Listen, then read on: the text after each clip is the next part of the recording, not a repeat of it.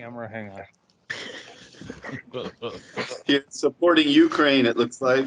We heard your airplane coming in. That's right, baby. I'm on Issues with Andy. Oh no. Should we just end it?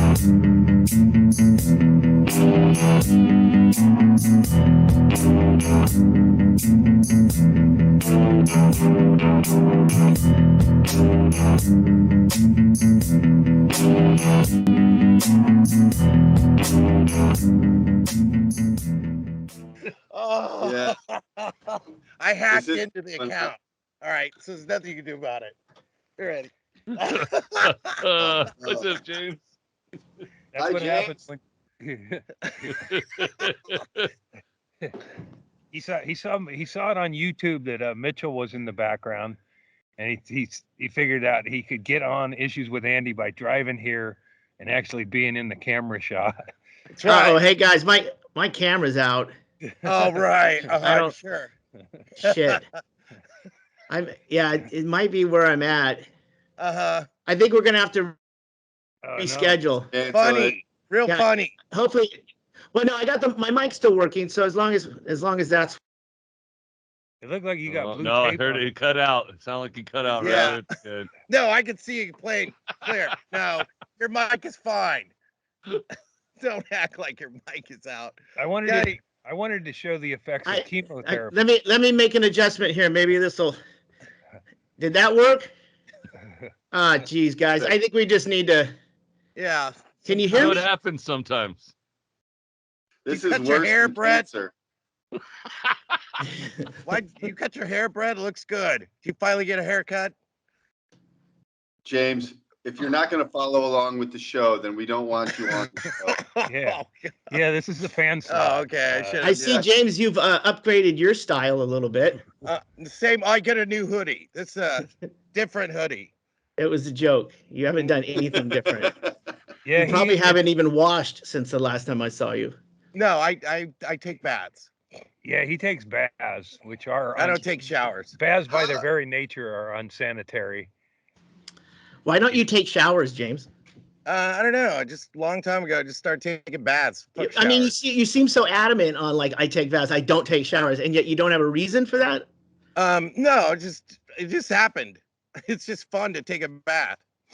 Buddhists don't need to wash. Yeah. The water washes while they lay. I wanted to show the ravages of chemotherapy, and then James would be the ravages of chemotherapy. Don't you guys want to know why I'm out here? No, I really want No. Andy to just get in the middle of the picture and you to leave. Because this It's not gonna happen. issues Yeah, with I know. Andy now. This is This is a buddy system. fun. We haven't worked out the logistics of it yet, but James is going to sit aside and chime in from time to time. But this isn't a hostile takeover. This isn't a Feels Putin. like it. This isn't a Putin. Yeah. Well, he is in the territory. He is sitting in Ukraine right now. Totally. This is unprovoked. This is an invasion. All Just right. like Peaceful- Iraq. Here, let me You take can this. sit right there with How do you you. turn on this light? It's not Yeah, here. that's better. We don't need the light on. We need No, you. I guess. You're making it worse. All Angle right. the camera down just a tiny bit. There you go. No. Now I know why It they still call this. sucks. They call this a love seat. So I think you guys know about one thing that happened in my life, and then the pandemic, and then I had a bad luck on the road, and then I got cancer, and now Inman's here. I'm still Yeah, ranking them. It's like that's- different Batman movies. Yeah. The Penguin returns. No, I'm Batman. I'm pretty sure Batman doesn't have to Batman. remind Look at people. Shaley's Joker. Look at his goddamn yellow hair. Hey, we don't make fun of each other on this podcast. Oh, okay. I don't know. Sorry. We're friends, Jay. So, yeah, I'm going to try to continue on as though James isn't here. And it's sorry about this. It was a hush hush situation. Not a, if you let people know Inman's going to be there, then there's just a lot of fucking shit to We go didn't through. tell anybody. Who would I tell? Yeah. I lay in bed all You're day. gonna tell Doug. All right. All the club owners know that if you say that Inman's going to be there, nobody shows up. Right. Uh-huh. Aren't you hanging out with Doug right now, Shaylee? Well, that's who I work for. Yes, Right. I mean, you're in what? San Jose. San Jose or something? I'm in Santa Cruz right now. Nice. Was that the same place that I was at? Oh yeah, Yeah. It was called Don Quixote's when you were here, and it's the same place. It's just called the Fulton Music Hall now. I think I played. I think that's what James intended to be. He heard that there was a Doug Stanhope and Friends tour. He just shot it a little too far north. I forgot to look at a map. Yeah. Wrong friend. Got on the wrong plane. So I did a dose of the chemo, survivable. Uh-huh. I guess the first dose is probably the easiest, but the main thing I think is it's like you go into a room and there's like 5 chairs and you get they don't give you, it's like that chair doesn't rock all the way back or whatever. But next time I'll know. It's just boring. It's fucking boring. It's just like sitting at the DMV with a IV bag. Just as draining. Yeah, and then afterwards, then I had some shit, but it wasn't too bad. Hey Andy, can you like bring like if you wanted to bring like an iPad or something to watch movies or okay, so it's not like you have to be totally still like you're doing an MRI or something. Right, you get a chair, and mine didn't rock all the way back. There was a vet who was like, he looked like an old man vet, but it said Desert Storm. So I was like, yeah, that's been a while or whatever. But he's sitting in the chair. But he had his own army blanket and a Desert Storm hat, and he knew which chairs rock back. So next time I'm gonna storm that chair and get it. But and I listened to Sam Tallent's book, and I got as far as Bert Kreischer. He mangles. I don't know. Didn't he grow up in a rich family in Florida? Who? Bert Kreischer. It seemed like he needed some help in reading, but I fell asleep before he even got to my name in that book. So I think I was awake. Like the first chapter. I know. 10 pages. I know. It's like you're getting in as a Did passenger. Andy read the second book, maybe? Chemotherapy's like a passenger seat for me. I just get in the side and I'm right to sleep. I don't care what they're putting in me. I'm just gonna go to sleep. Well, if you went right to sleep, how was it boring? Well, I guess it's not. It doesn't sound very uncomfortable either. No. It's kind of it's Good it's thing up the to- seat didn't rock back. You'd have been asleep before you got the fucking thing in the port. I could probably jerk off in the chemo chair while getting the bag if I brought, a blanket or a pillow. Is that a medical jack instead of a nature jack? Just a kind of science jack. Chemo, it's like chemo's pumping in poison, so you want to keep active and your poison's coming out. Chemo jack. Andy, I think if there's not a sign on the wall there, it's implied. You shouldn't. Yeah, be, no. in the But I chemo did chair. think. I mean, I think you'd get maybe antsy, but like doing hallucinogenics. I know that would be a bad trip though. Like even your best thing is you're still sitting hooked up to shit. But maybe it would be, micro dose it. So, hey, Andy, I got a question. You got, of course, you're not going to do that. The port that's in your, was it over your left? It's right. It's right here, and it's not even. Yeah. You can't even really see the thing. So when they administer the chemo, do they put something like a needle in right there? Yeah. Okay. I look away. Yeah. I look away from that, and then I smell the stuff, and then they got to. Wait, hold on. You smell the stuff. What do you mean you smell the stuff? Well, the cleaning. So when I do chemo, I go home, and then I got this thing called a pump, but it's not cool like the sneaker pumps. It's just a big full bag, and it's got a thing, and it goes into the port and everything, and that pumps chemo for a few more days. Okay. So I actually just kind of finished up the chemo week. So it's like a doggy bag, a chemo doggy bag. Then I go back. Yeah, you have to give yourself your own shot. Right. So I go back and then they take the pump off and clean everything.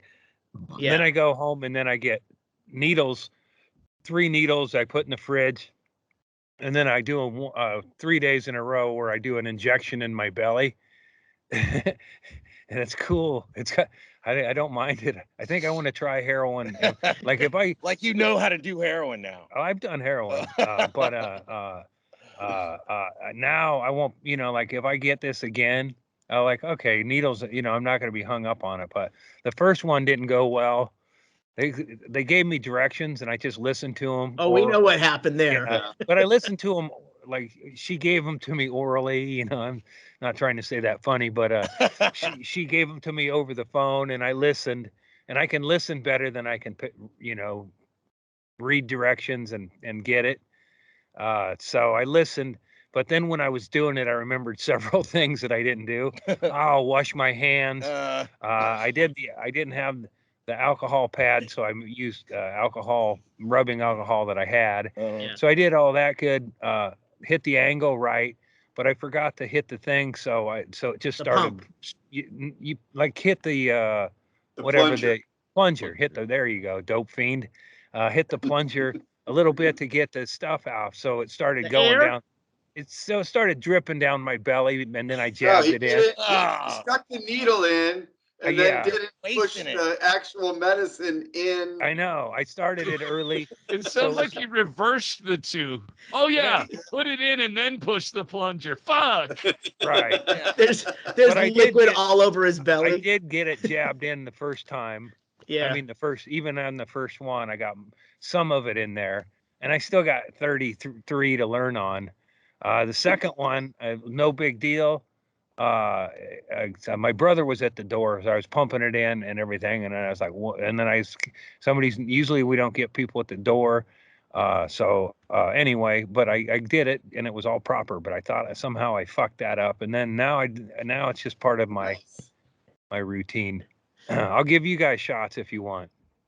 All right. Oh yeah, you're the first one I'd call. It's like a nurse, like a trained nurse. It's like bag crinkling bothers me when other people are doing it, but if I'm doing it, it doesn't bother me. Now I think I'm that way with the needles, but I only do a 45-degree angle, so that's really not much, if you can stab yourself, you can take a needle. Well, don't they tell you that you're supposed to go 90 degrees, like no 90 directly in? No, this is shit to. It's supposed to increase my white blood cell. I don't know, something to do with bone marrow, but I just want it under the skin. I don't want it deep. So I want a 45-degree angle. So it's not intramuscular. You're just I have enough fat I got a pretty easy give right there. I'm gonna be good. Maybe at least, I can go thigh too. Seems like I can do pinch up fat in my thigh. I'd rather go in the butt. Well, that's what James is there for. Yeah. Yeah, he's leaving tonight, but so I just did the one for the road. Yeah, I finished that up this morning or yesterday, and another hurdle. I was more worried about that than a lot of it. Is how am I going to give myself these shots? And then it's like, yeah, I'll do it.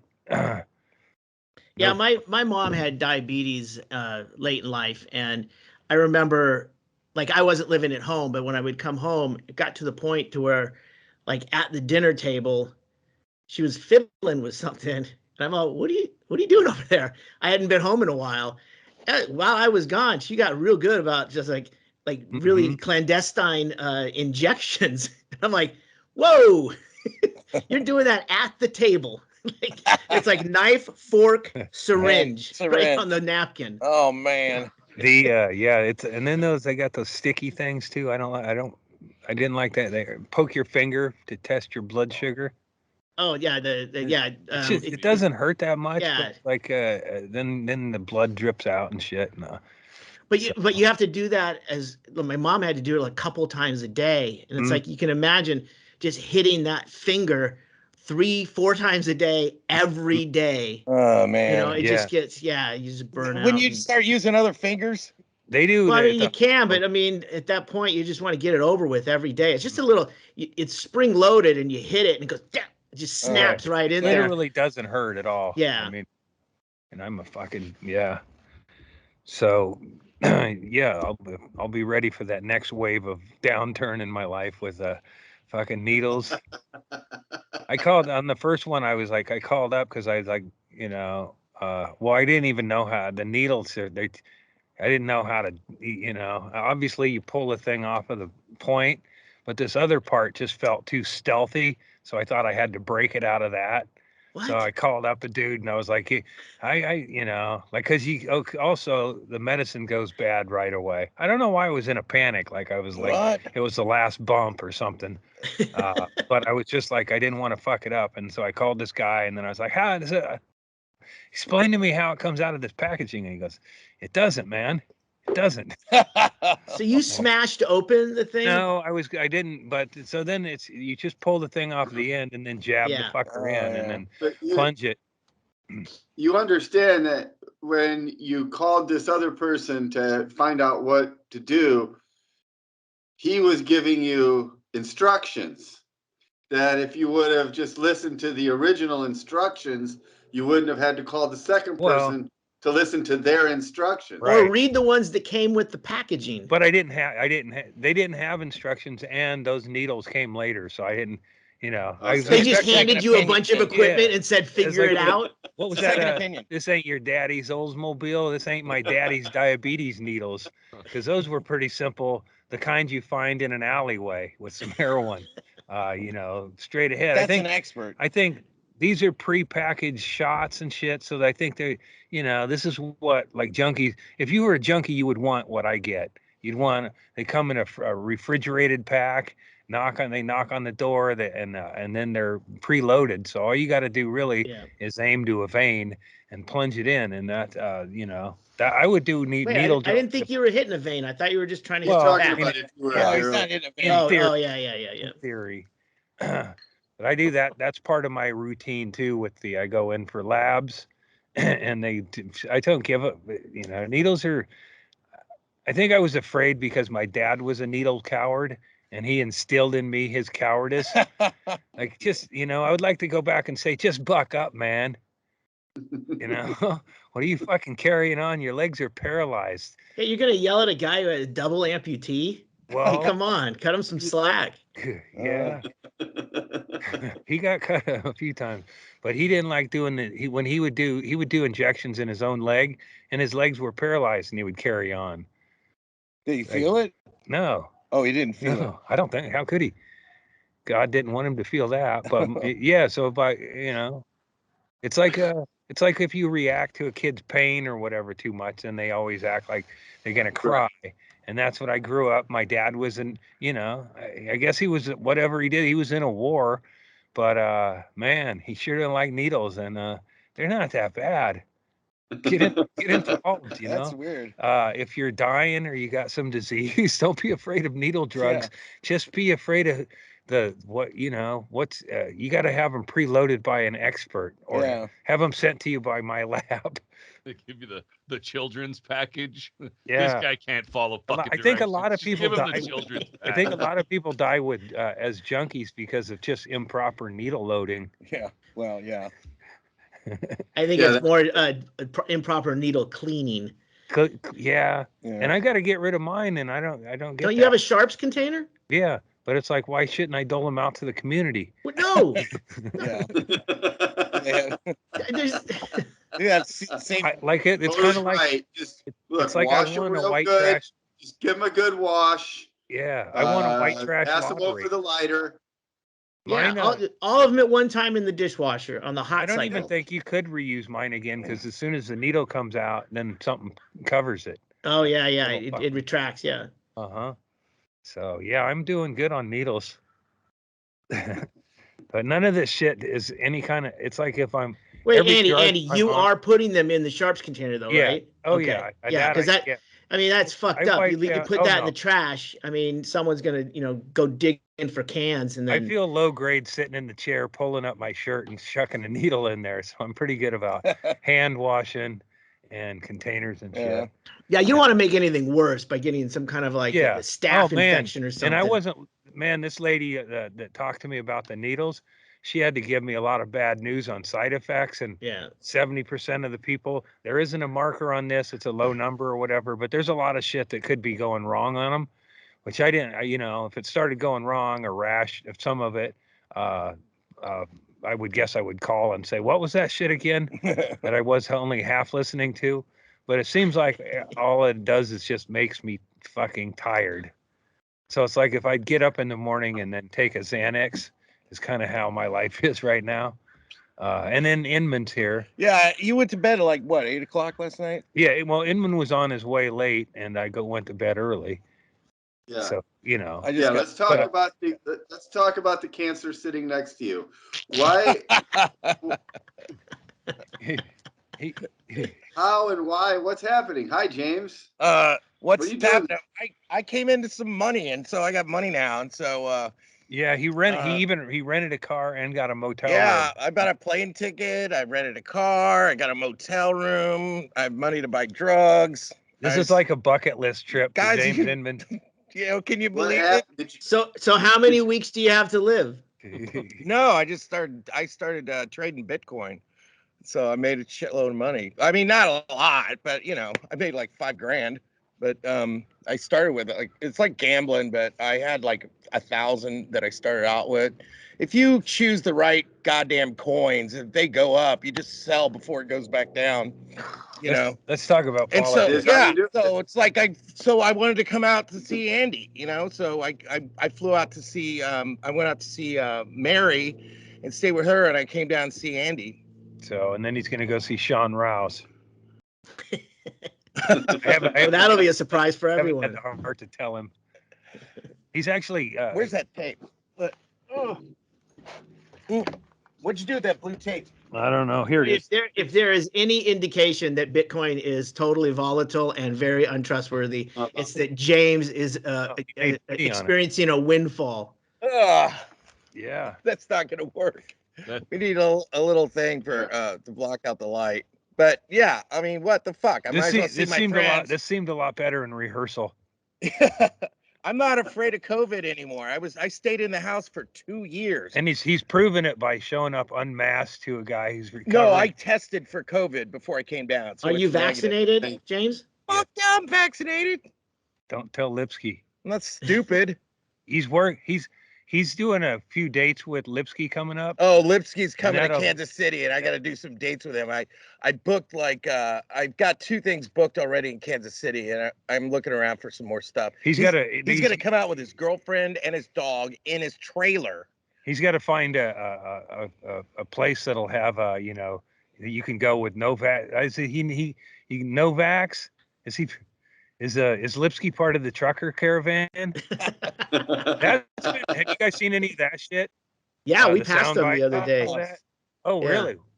Yeah, it wasn't like the semi trucks. We were on it's like the 880 coming down from Roanoke Park, and it was pretty pitiful. It was really just basically a Trump rally.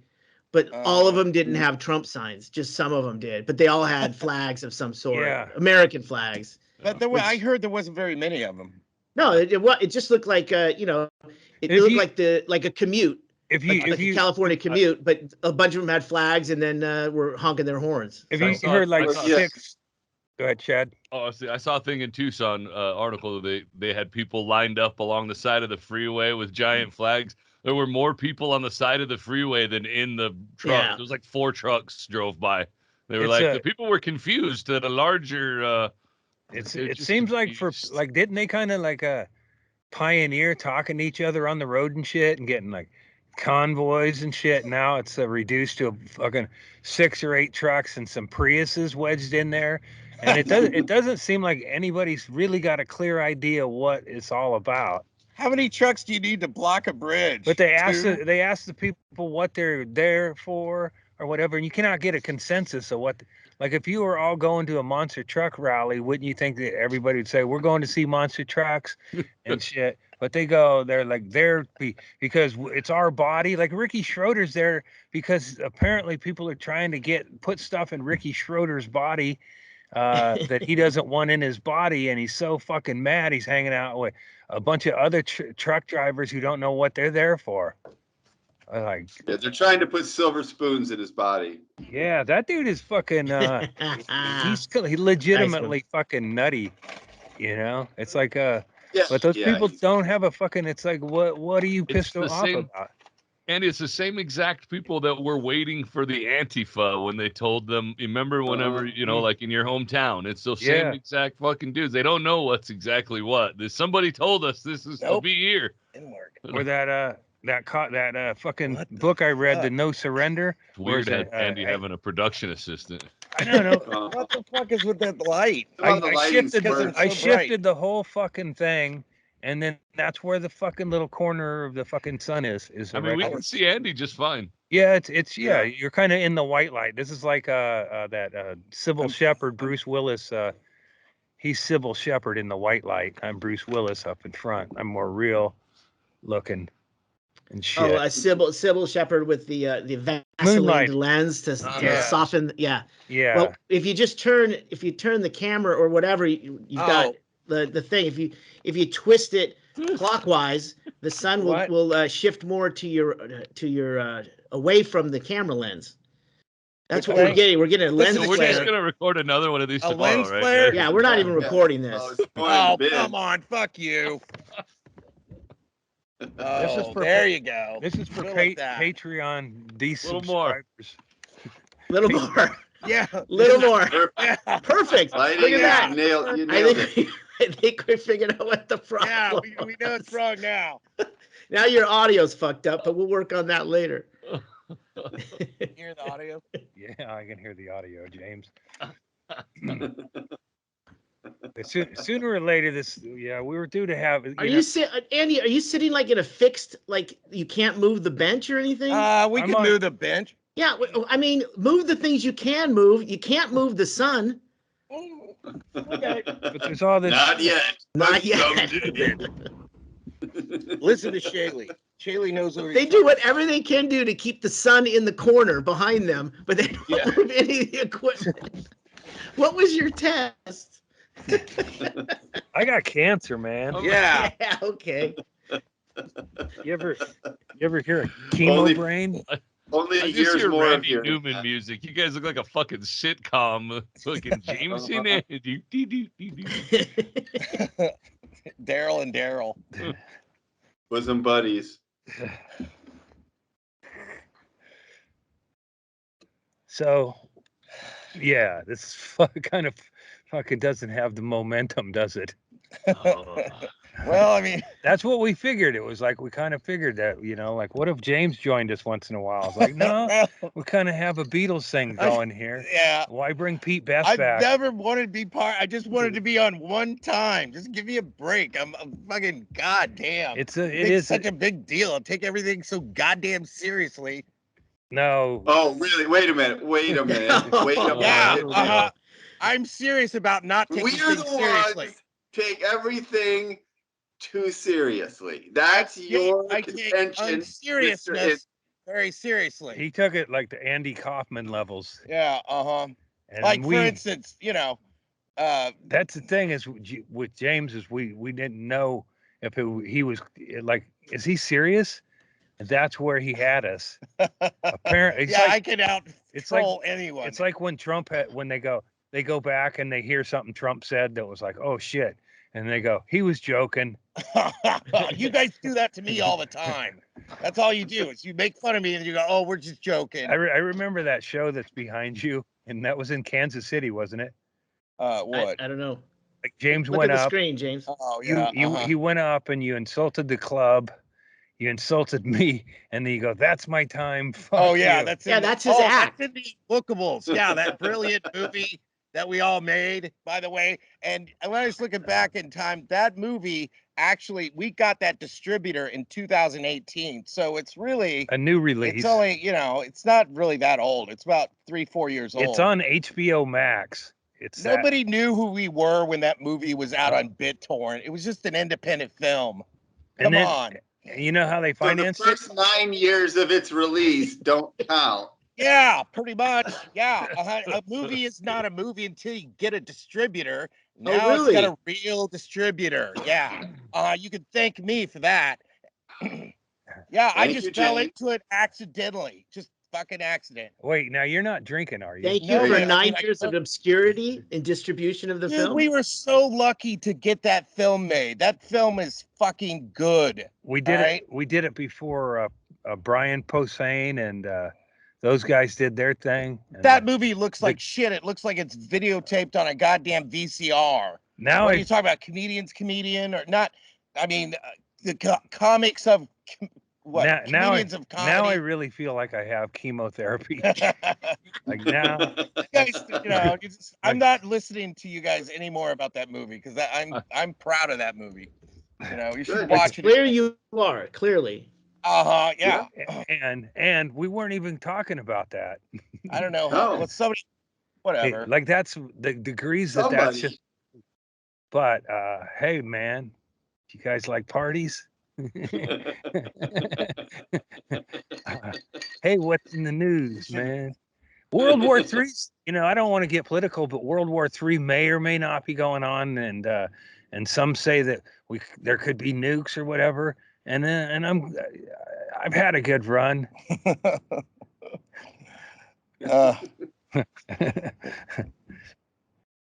What do you think? He's drinking on a beer. What'd you get? You could get it. Does it fuck you up when you drink? No, not when you have cancer. Oh. When you got cancer, you just take drugs because you need them.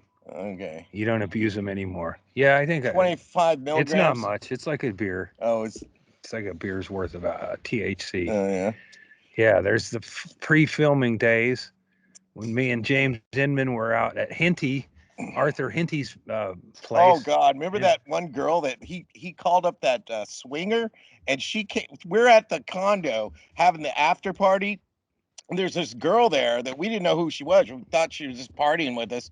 She starts ripping her clothes off in front of everybody, trying to she thinks that we're all going to start ripping our clothes off and having an orgy right there. Well, with Arthur Henty and that chick, you got a pretty good foundation for any kind of a fucking dancing in front of us.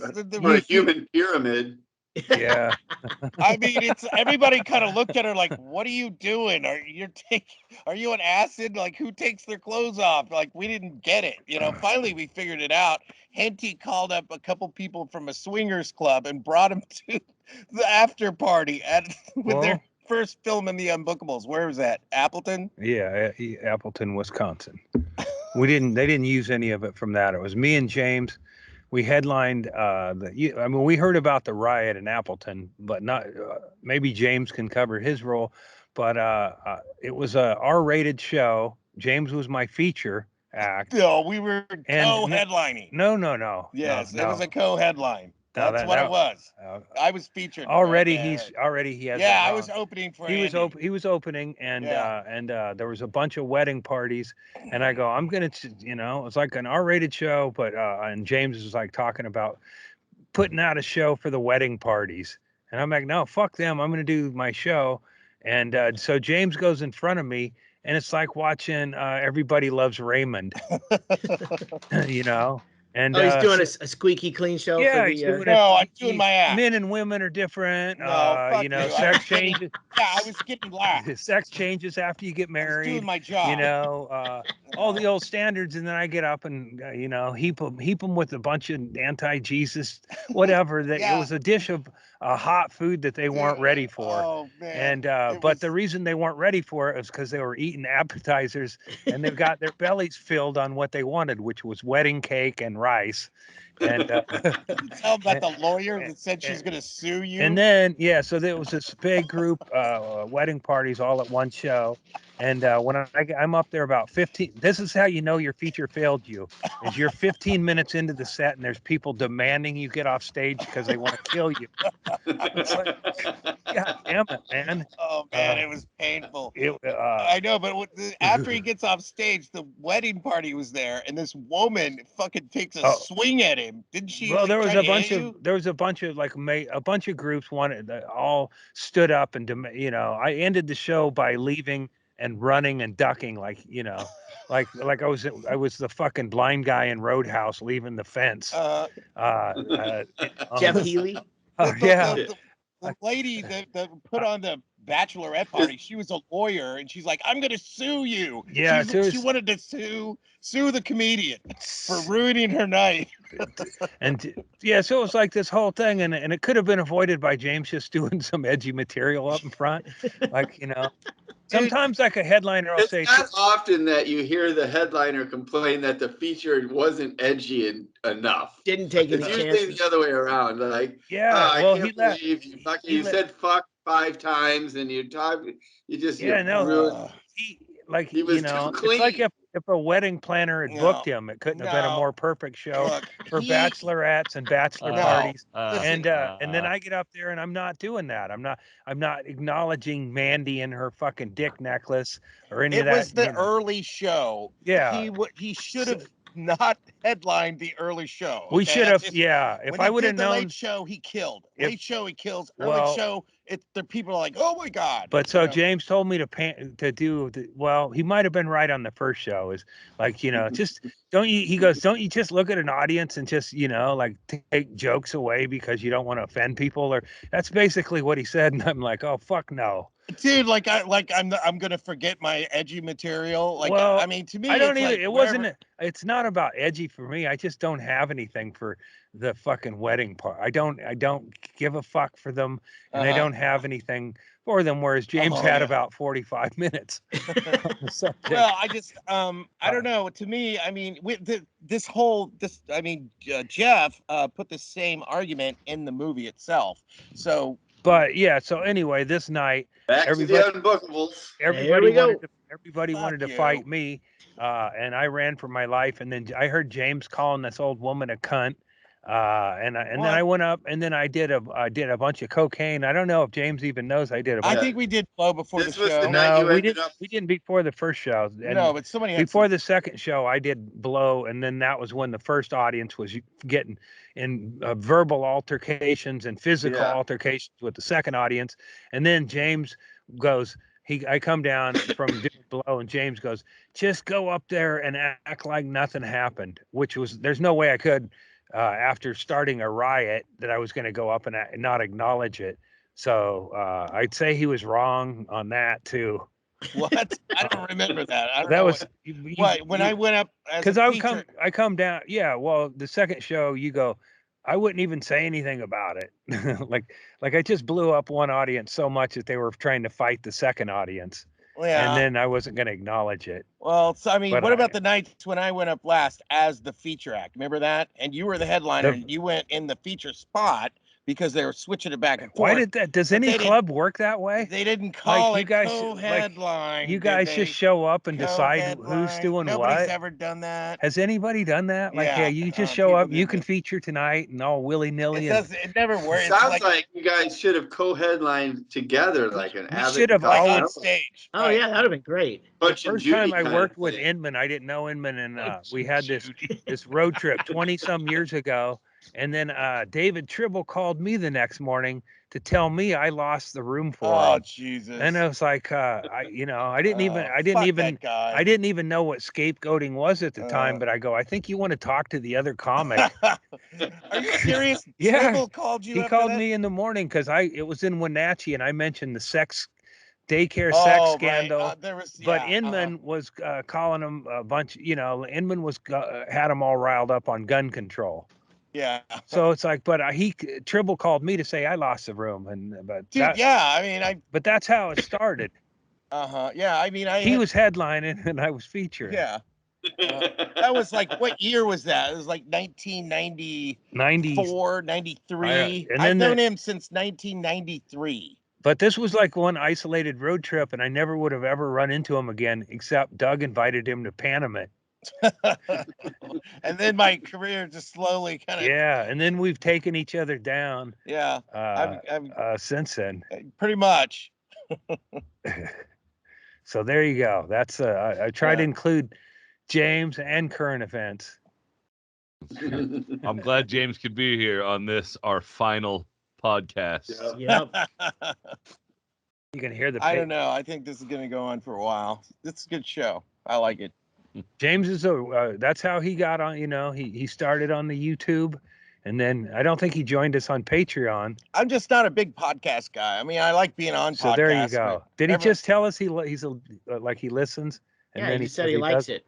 I've watched it on for a long time. Yeah, yeah. It's more pandering, sounds like to me. Yeah, but hey, you know, insincerity is like money in Hollywood. Unfortunately, we're nowhere close.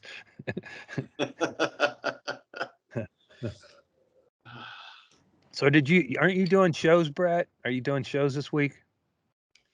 I'm doing a roast battle this week. Who are you roasting? At South by Southwest. South by Southwest's happening again. So yeah, I'm doing roast battle. I'm battling a kid named Robbie Goodwin, who's very funny. He's probably gonna fucking destroy me.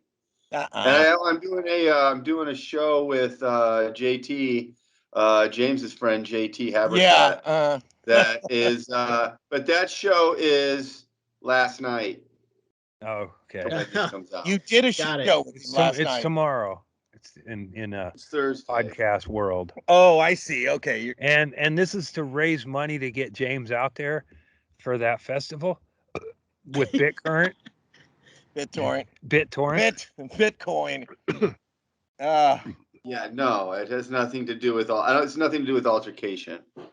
Oh, you know, they got crowds now at the Comedy Store. We should do another unbookable show at the Comedy Store. Now another one like go the ahead, first get one. Get it booked, man. Call up Emily. Get it booked, man. It's not that hard because this stuff that I got. Prove it to us that it's not that hard. I already proved it to you. What are you talking about? I already got the gig. And then you made fun of me like the. You tried to jump on someone else's gig. Come on, let's not go down that whole path again. Were you joking about when you made fun of my Comedy Store gig that I got? Were you making fun of me? No, you jumped on someone else's show. We know what you did. We found out. So what? That was fucking cool as fuck. But does anybody remember the show? I couldn't believe it's like, why would you make fun of that? Nothing. We didn't do it. Was show. But we tried to make it sound like you booked a show. You didn't. I did get that gig. What are you talking about? No. You made it sound like you booked the show. You didn't. You got on someone else's show. 35 years. All right. I know what I'm doing. I Clearly. got us all. Yeah, pretty much. I put that together just by making a phone. What was the name? James, what was the name of the guy who was booking that show? Who was the comedian who you got on that? Do you remember his name? Yeah.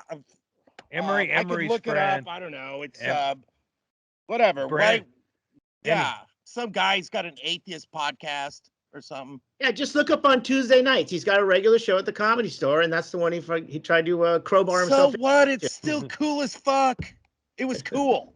We were gonna do it, but COVID came and they locked everything down. They quit trying to make fun of me like I'm some stupid idiot. I'm not an idiot. I mean, I play an idiot, but I mean, you know, I got us that show. You're not only a member, you're Stop trying to troll me. I'm not gonna play just try to remember he's here to cheer me up. Yeah.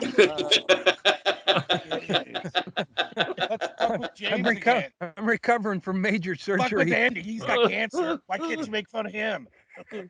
I'm not an idiot, but I did stay at a Holiday Inn last night. What the fuck? I'm not going to stay in no expensive hotel. I get the cheapest one I can find. I think that was anyway. I'm going to join. I get to stay at a Holiday Inn. That's like you're putting me down. Well, James, the Comedy Store is open again, so if you want to get, you should get it rebooked. I don't know if I want to actually. So you know. The memories from the first one will carry us. Yeah. I mean, you should be, you know, don't you know anybody? Why don't you just make a phone call, call them up? Doug could probably call them. I don't live in LA, dude. I'm not even in California. I don't have I mean, everybody would have to fly out there, you know. Yeah, so there you go. What's the well, I remember James getting mad at me when he called up about the show, and I go, "What's the budget for the show?" And he was like, "What? Like I shouldn't want no budget. It's the Comedy Store." I was like, "Well, I know, but I'm in Oregon and the Comedy Store's in LA.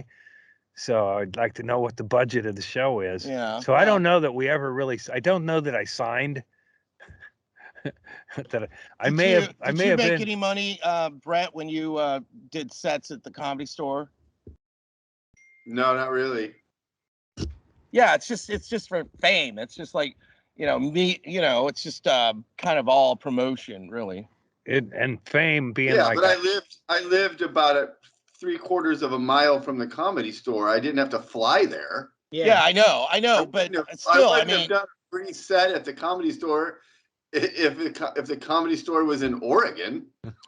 Yeah, but I mean, once I got the gig, I mean, Christine was like, "Fuck yeah, I'm going." I mean, pretty much everyone wanted to do it. I mean, I had to talk you into it. You were like, "I don't want to do it," and I'm like, "Come on, you live like 2 blocks away." Wait, Mishka was going to show up. Wait. The only reason that you technically didn't have to talk Brendan Walsh into it is because I talked Brendan Walsh into it. Well, good for you. That's cool. So you guys should work together. Yeah, I just texted him. I was like, "Brendan, do you want to do it?" He's like, "Sure, I'll do it."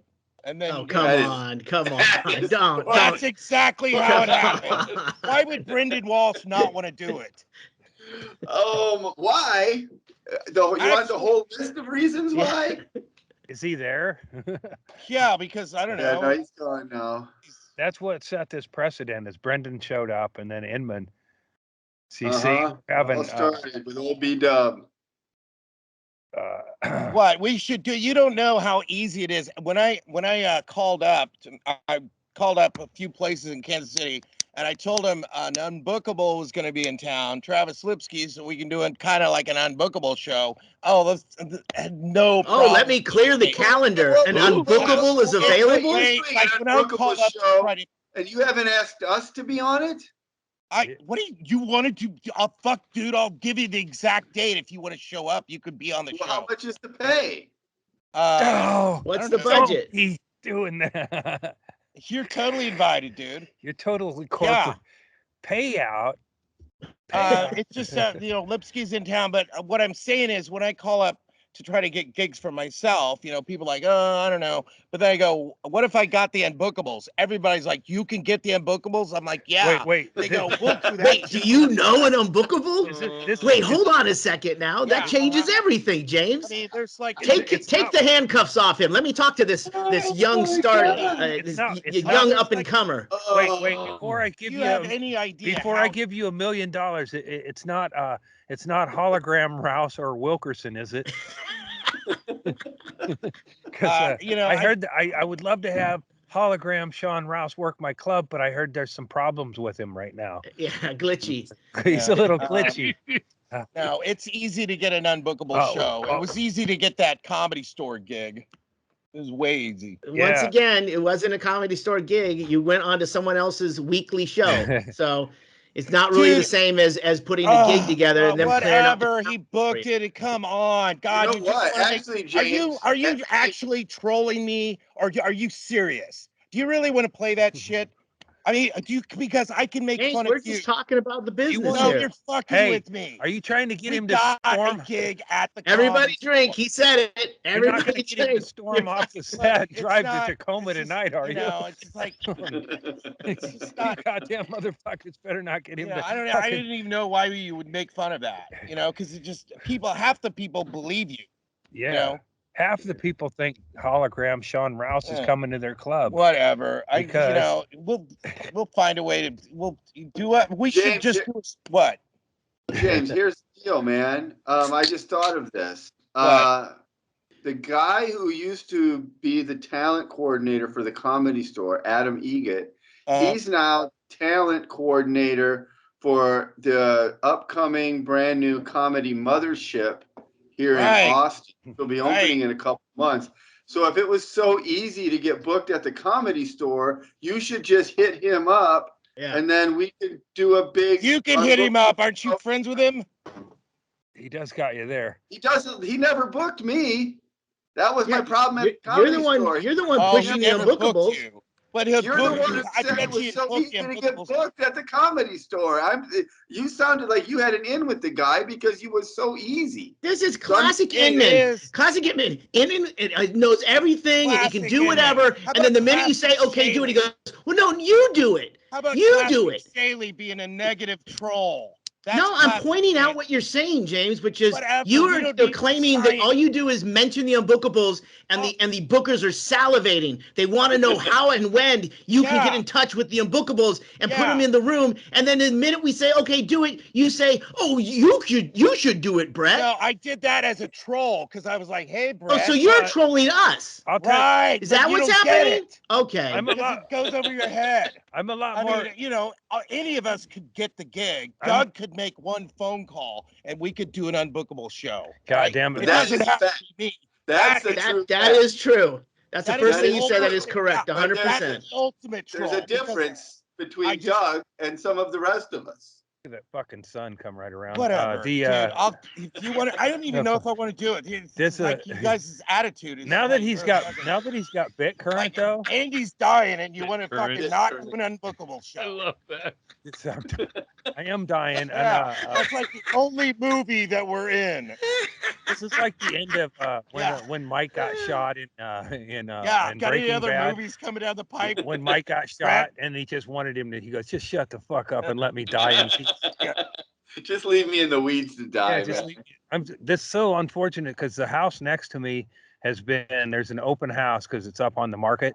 So it's completely empty and there's been nothing but a string of people gawking into my yard for the last 72 hours. There's been people. Now that Inman's here, there's nobody on there. But I would like, if they, if anyone's looking at that house and sat down and heard this, would you bid on it? You're trying to scare them away playing Slayer. Right.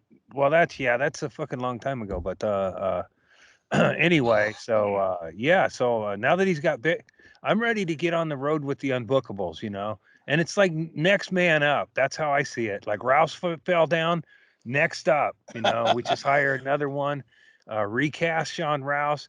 Wilkerson was always a composite. There was never one Wilkerson. There was like 4. Dude, even if Wilkerson did it, all of us would fucking kill just because it'd just be a funny show. Wilkerson would, it makes it even funnier when it's at the Comedy Store. That's what makes it funny. Not for them. You couldn't book the unbookables at the Comedy Hut. Quit thinking you're going to get a show at the Comedy Store. Shut up, negative Nelly. Where is You're like an alcoholic. Well, let's do this. Let's send the Comedy Hut. Our openings. Like we'll go co-feature headlining. You don't think Joe Rogan doesn't know about the unbookables? It's probably not on his radar. I don't think Joe Rogan knows about the unbookables. Not on a Rogan radar.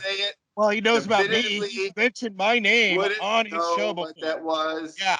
You wouldn't care what that was. I've and actually he'd be right on both respects. I've got audio of Joe Rogan mentioning my name on his show.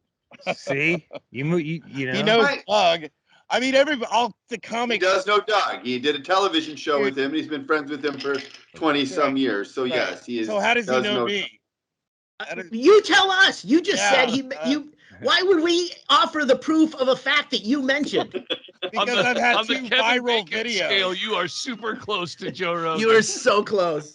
Oh God, no, that's not what I'm saying. Wait, wasn't one of your? I know you always like to make fun of me because you think I'm arrogant. You've had 2 viral videos. Wasn't I've had one 2 of those viral videos? One where I got punched. One where you're drinking my urine. Seattle City Council. Oh, I thought the one where you drank. Well, he drank my urine, but I don't think it went viral, but he did.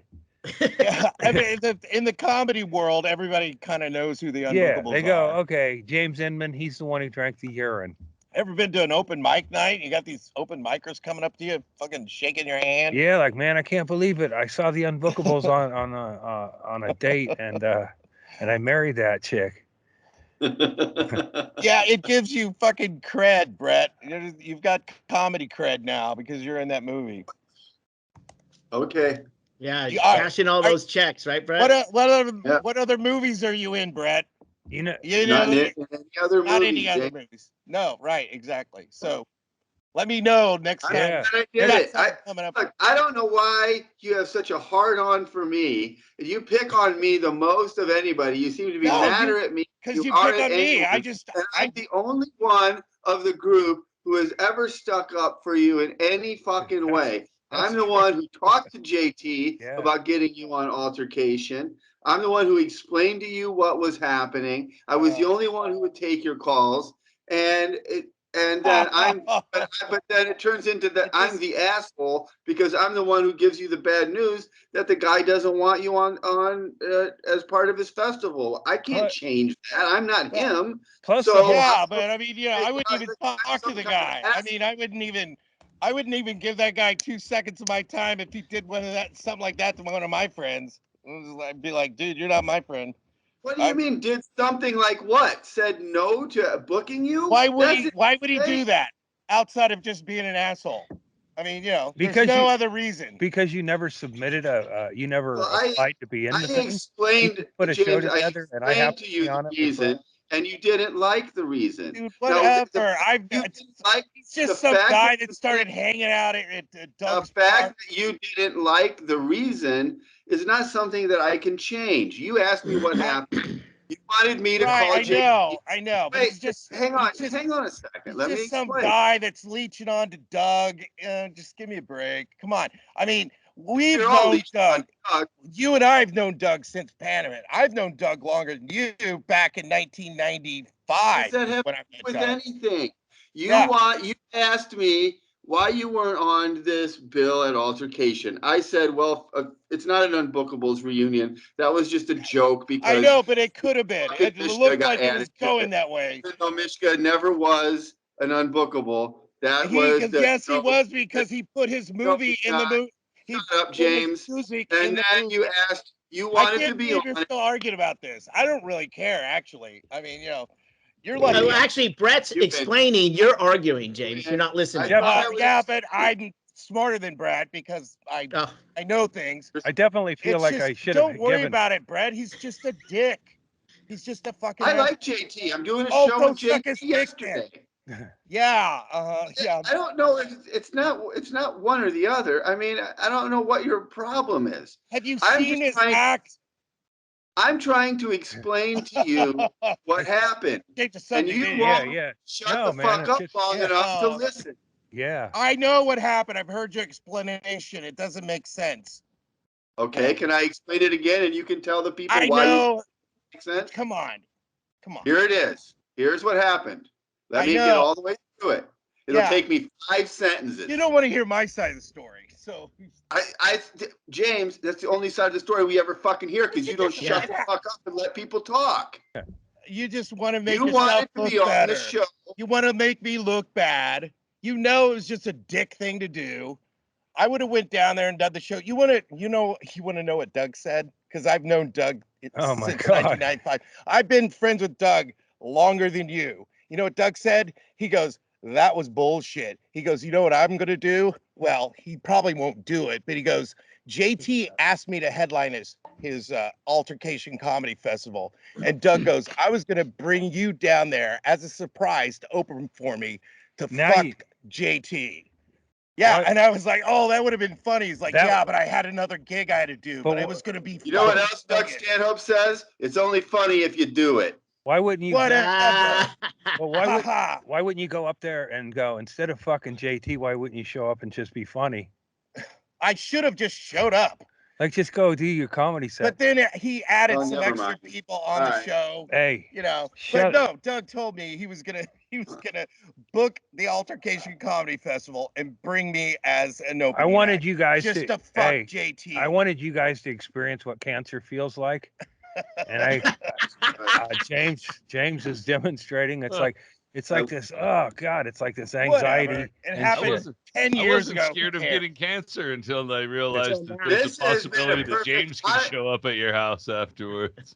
Honestly, this is a perfect thing to have happen because a lot of the people who watch the podcast, don't understand what it's like to be friends with James Inman. And this is shut up, God. This is what it's like when you try to talk to James. When you try to talk to James, he will not let you get a sentence out. He doesn't listen.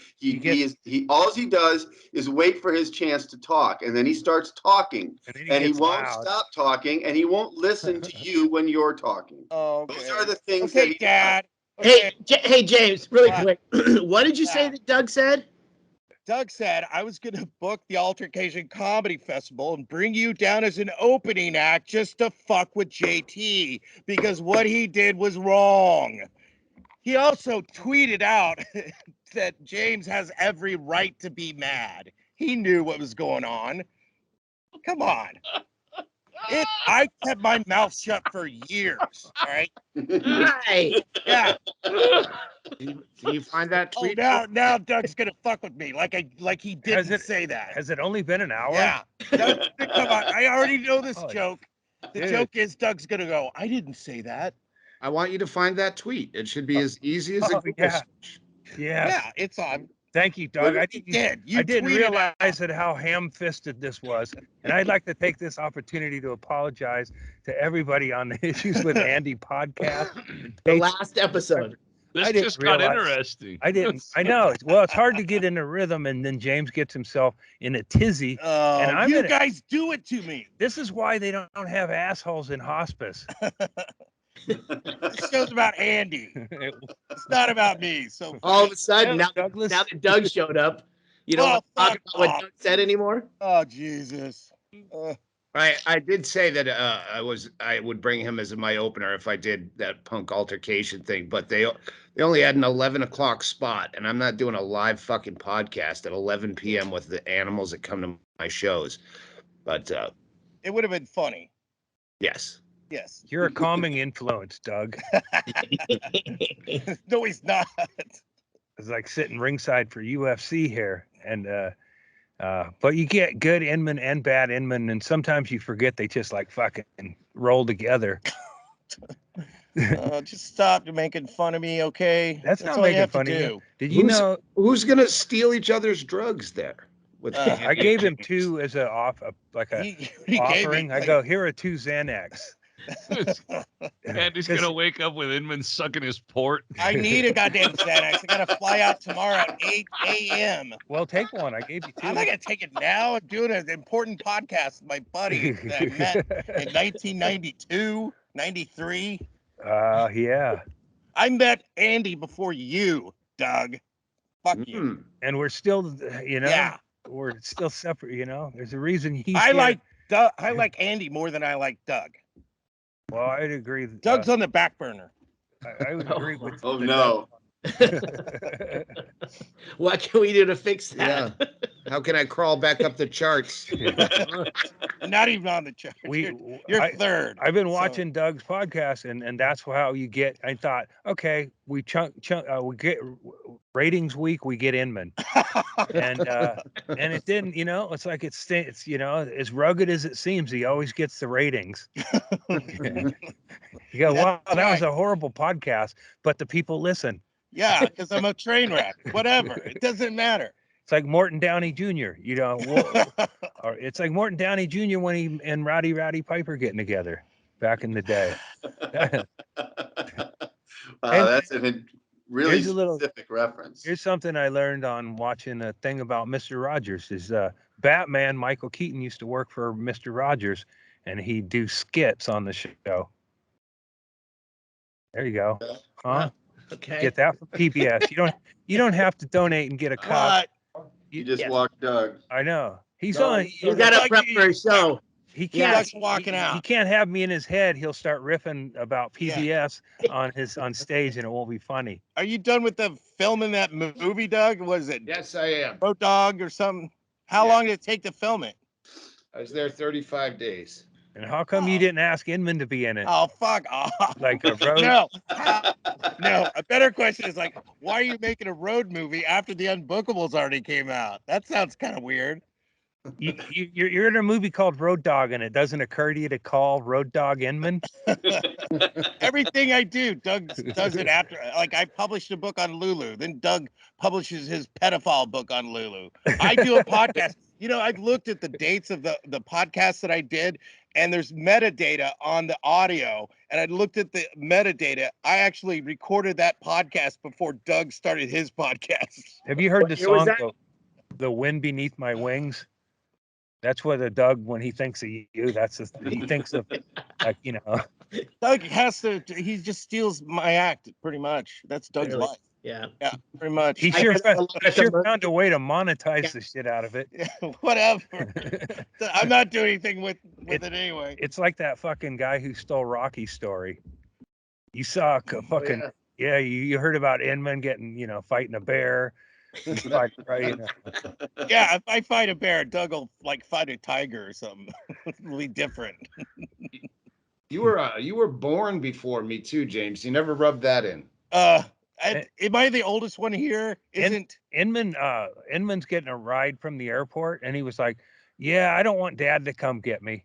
And it just blew me away that Inman has a living father and a living father that he's considering picking him up on an icy morning. Let's get Inman's dad on the podcast. Yeah. He had James when he was 21 and he never looked back. He went to go get milk and he never looked back. Who's the oldest? You're the oldest. Am I the oldest? Yeah. No. What are you? Chad, how old are you? I'm the youngest, man. He's the youngest here.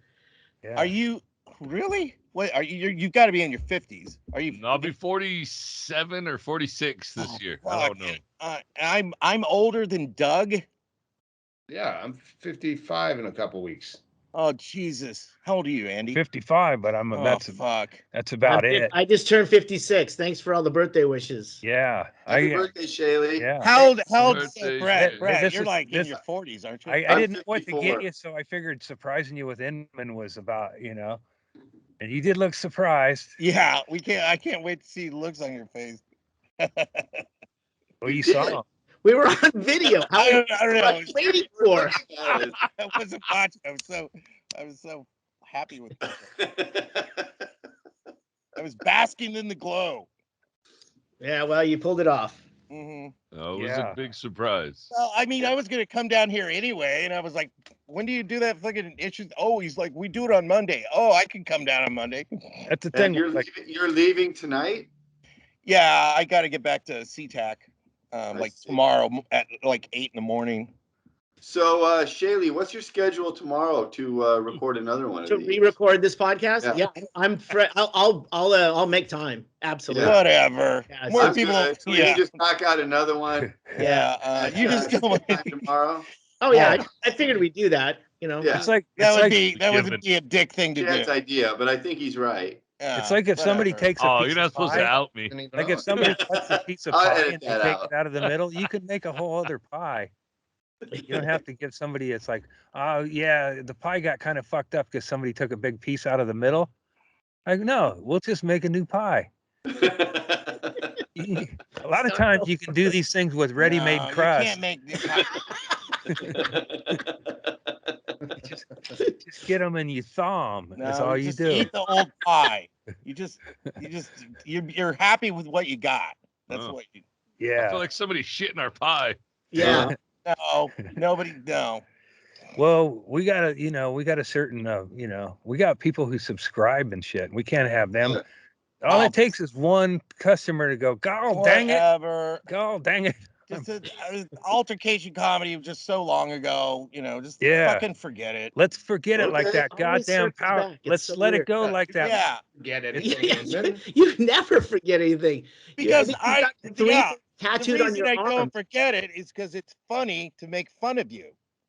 Do you think Mark Maron had any idea when he had on what's his name though? He talked about Sam Elliott when he talked about Power of the Dog. And Sam Elliott went on a fucking tirade of the whole gay movie and the whole thing. But that's what it's like, Inman's that. The Power of Dog all loaded up. He's, God dang it! Don't talk about the power of the dog, man. Inman is like a gay cowboy movie made by a New Zealand woman. Yeah. Yeah. Pretty accurate. Only See loud. All right, I gotta go work on my shit. It's nice to All see right. It's Bailey. Yeah. Later, fun, Hope. Good to see you, man. Yeah. Have fun. Yeah, so that's when we close her up shop. Yep. And Sign off.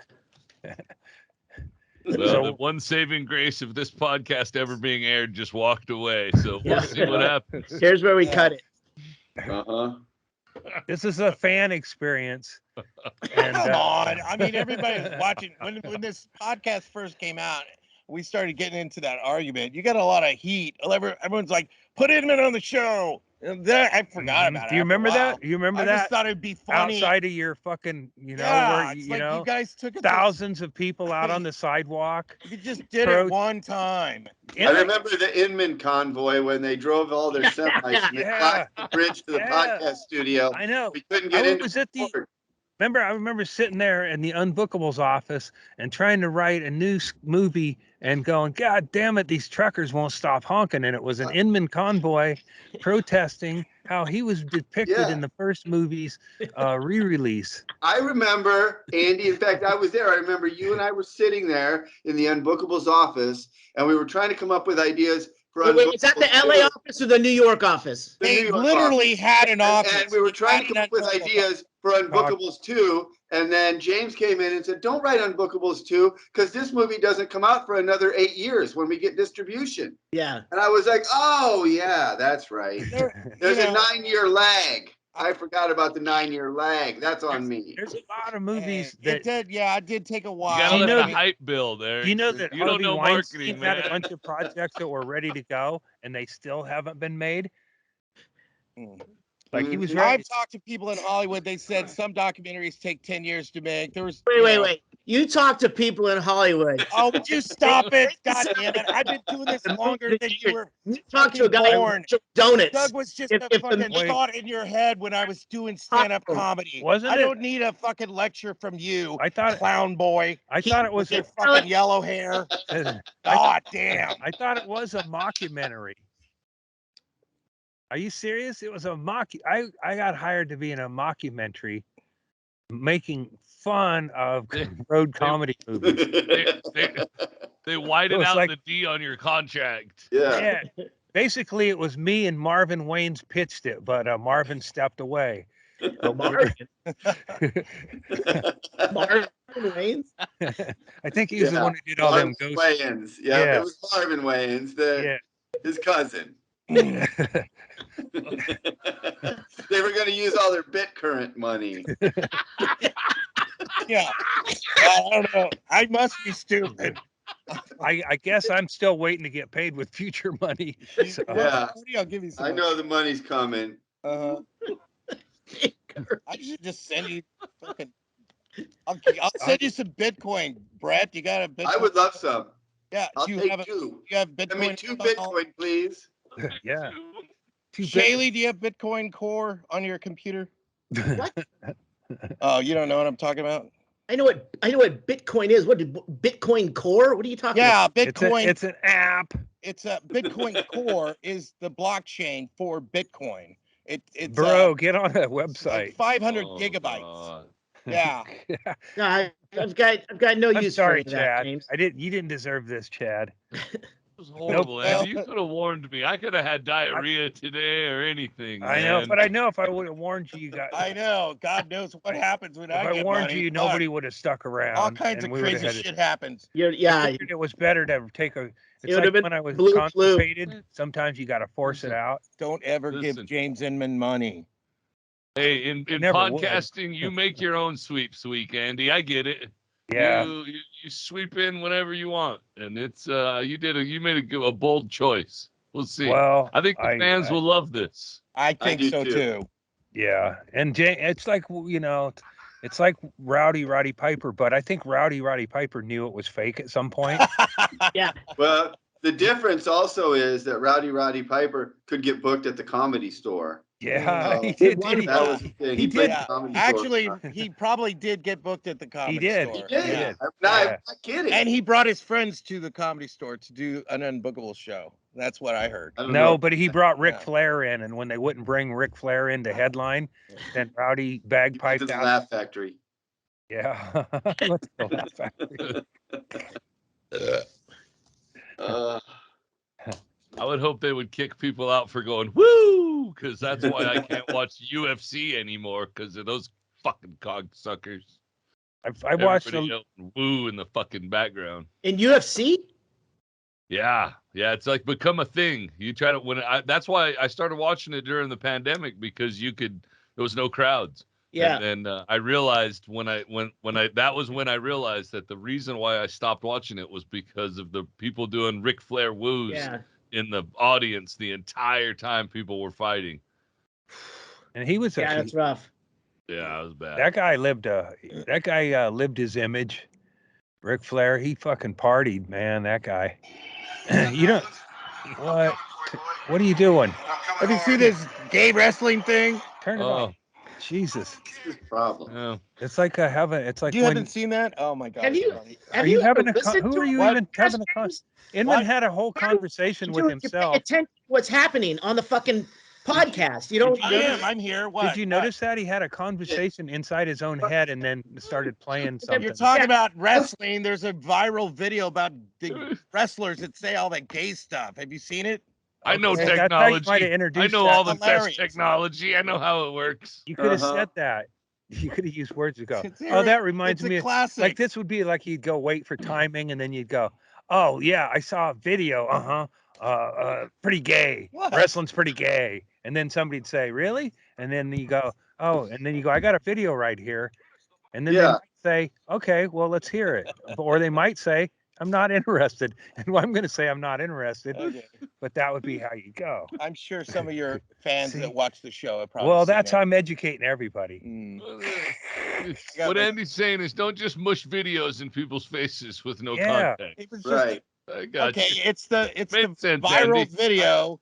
That's no way to get booked at the Comedy Store. We're talking about wrestling, and you holding up a video for the camera is like Andy would have held up. You're trying to make fun of me again. To the camera. No. And show some pages. You're in comedy. I would think you would watch funny videos. It's a funny video that a lot of people are watching. That's what I mean. Yeah.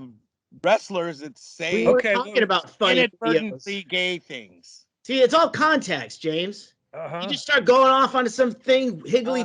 There was wrestlers who had gay characters to incite the crowd. It's whole part of the scam. They say, I'm going to put it in you. They rehearse that line or whatever because they want the audience to go, so you have seen it.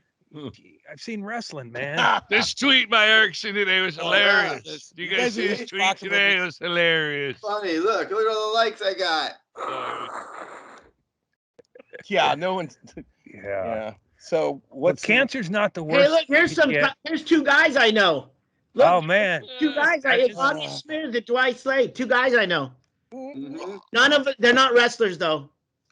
Funny thing about Dwight Slade is he's got Parkinson's, and that's not funny. No, that doesn't get as many likes as cancer. Well, there might be a way to make it funny. Parkinson's, I don't think people feel as sorry for people with Parkinson's as cancer is just like, oh man, here you go. Like if I was at a restaurant and I go, I'm sorry, I'm a little bit short. I have cancer. And they go, we'll take care of that or whatever. But if you go, I got Parkinson's, they're like, when you're done shaking, we'll take your check. They don't want you to write the check out. That's for sure. Just hand me your debit card and we'll run it for you. Andy, are you using the Big C as a way to get like 10% off a coffee or something? I told him he needs to try to get some good drugs. No, I haven't. It's like like I don't want to have that conversation with people just to get a discount. Yeah, I'm still a veteran. It's easier to steal valor. That's what I was gonna say. It's easier to steal valor than to use your actual valor. Yeah. I show up for veterans discount at the weed store like I'm a militant. Do you wear your hat? Your Vietnam hat? No, but I carry myself like a troop. And if they ask, if any of the discounts Yeah, I don't say it's that one. You know, could be the other one or whatever. Could be you know, medical card or whatever. But no, I'm a vet. They don't ever ask for ID, huh? Not at a weed Where's his store. Desert Storm at a weed that he store. stole They from do the guy. at every weed store I've been at. A Get vet a discount. military You discount. can't They steal make me valor at a show an weed ID. store. You can only contain it. You know, I was going to ask you, Chad. They've asked me, like, usually at hardware stores, and I usually have a hat on. They'll ask you if I'm active military or I'm if I've been in the military.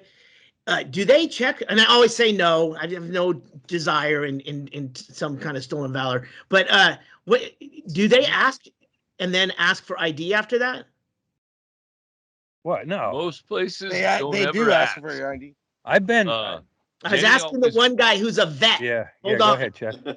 Most But both places vets don't answered. ask. And Jenny actually tells me all the time reminds me to ask every time, and then they will ask. I'm like, do you guys offer a veterans discount? And they'll be like, do you have an ID? And I'm like, I do. And then they'll drop you down, usually 10% and sometimes 20. Ooh, wow. So it's a nice grift to have. Well, it's not a grift for you. Well, kind of. Well, no, you're a vet. You served. Yeah. They got weed stores in Arizona. Oh man. Yeah. I told you a troop served me dinner or served me at the hospital. What do you mean? Explain that. Well, there was food service at the hospital, and one day a troop came in and delivered my food. Oh, and to the beds. In the hospital. Like I'm still in my first food. I'm still kind of, but it's like I didn't know that the troops were doing that. Like Batman. I guess it's because they were short staffed or whatever. Oh. But I said to the guy, and I thought it was funny, but I just go, "Thank you for your service." And then he goes, I literally meant for bringing my food tray though. That's and then he goes, "Thank you for acknowledging that, sir." But I was like, there's no explaining the joke at that point. It was the only time it happened. But then when I was walking the hall, I saw troops out there, so I know I wasn't hallucinating it. It's an actual server, So I had feel good. Yeah, Operation Bad Chicken Broth.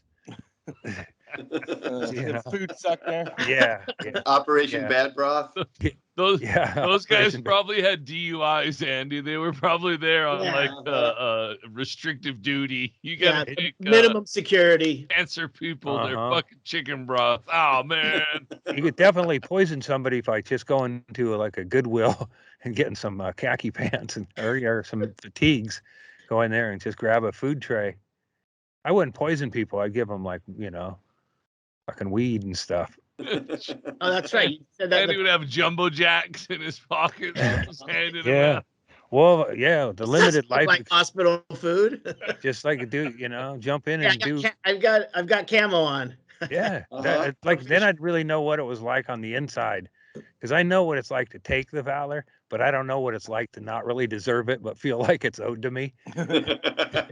Hey man, I appreciate you spending 6 to 8 weeks at a camp in Missouri, and hanging out on the weekends with your fucking buddies.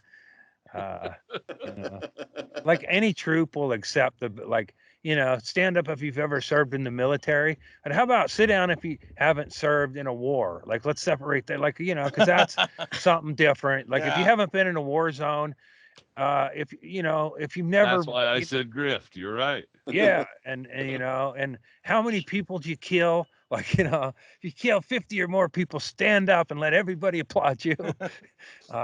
There should be different platforms of it, Yeah. I think I think if you've killed too many people, then that's probably you start to border on a psychopath. Like if you've killed an acceptable amount of people, it depends on your job. 14. Yeah. It only takes. If you're a mechanic and you're up there with snipers, they're like, "Hey, wait a minute, there's something going on here."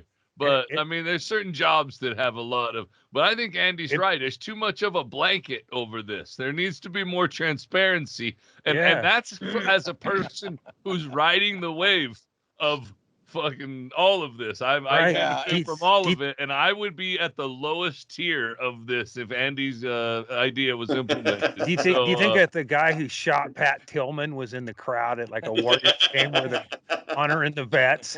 They go, hey, yeah, when all the guys who shot Tillman stand up and take a bow. He was just a Cowboys fan. Yeah. It wasn't even a right. accident. When they brought the guy who shot Pat Tillman back to America, they didn't announce him to his family by surprise at halftime of the football game. I can fucking tell you that. Yeah. Like there should be asterisks and shit. You killed several people, but you actually fucking drove over them in a panic, and they were your own troops. That's you saw some shit, but not enough shit behind you while backing up. Your mitigating circumstances do not add up. Yeah, for every fucking troop who fucking stood up and faced down the enemy fire, there had to be a few retreat. I mean, that's how you survive, is to retreat and get in a ditch and shit. Not get hit by a bullet. And then the heroes get plunked off, and then you're waiting for the enemy to show up and at the water cooler and talk about all the people they killed. And then you show up, you're fucking boom, boom, boom, or whatever, and you were a coward up until that point. And let's not forget, at the risk of getting too political, let's not forget that in all of these wars that we're talking about that have been happening in the last 20 years, we were the Russia in the situation. Yeah. We were the invading country, and people were defending their homelands against us. Yeah, one of my favorite tweets was George Bush's. W tweeted out about, how bold it is, to invade a foreign country under false pretense. George W. Bush tweeted that? Yeah, somebody had retweeted it or whatever. Said probably anybody a parody account. I don't think George Bush tweeted. He's got to have more self-awareness. I gotta see that. Maybe it was It's gotta be a joke. It's gotta be a joke. Either way, it was funny to me. Man. That is funny. Anybody but you. Yeah, man, it's a bummer. I've been watching though. I'm not getting drawn into war. I'm still watching the Olympics. It's the Paralympics, and I've got to admit I've missed a lot of it. But today, it said Olympic wheelchair curling, and I've been wanting to see that because I was just like, how the fuck do they do it? Because the whole curling thing is when they follow the thing down with the broom and curl it in. But they don't do that. So it's technically just wheelchair shuffleboard. Yeah, I got a picture. Yeah, they don't do the thing with the. They don't let them use like a dust buster. But that's why I was thinking, holy shit, this is going to be something to see somebody spinning out, trying to fucking get in front of that thing and dust it. But here's what it looks like. Yeah, it's just shuffle. It's like fucking lawn darts or whatever. Oh wait, do they launch the little wheelchair person down instead of I the wish. stone? No, they should do that. I think they're. I see the stone now. Shaylee's head was in front of it. I'm sorry. That's just the guy. You thought the wheelchair? Oh, I wonder if he can. I wonder if he can probably support her by acting as a brake person because she's got her hands full.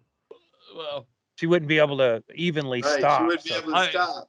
I think the funner game definitely would be for them to launch the little person down. I know. And then launch the neck. See if you can knock them off the edge. Right, like three or four like Russian dolls sized wheelchairs that get progressively, and then at the end it's a midget in a fully thing, and he's just riding with the ball all the way, and then he lets it go. Right, little dwarf fingers lift off of the thing at the end. That would be something. I would. It doesn't have to even be mixed. It could be all men. I'd watch it all men.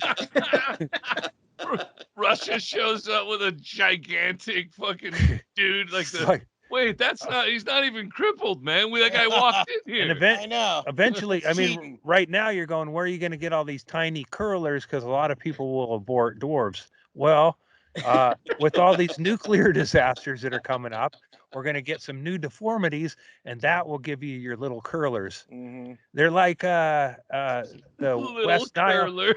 Yeah, they're like the West Nile.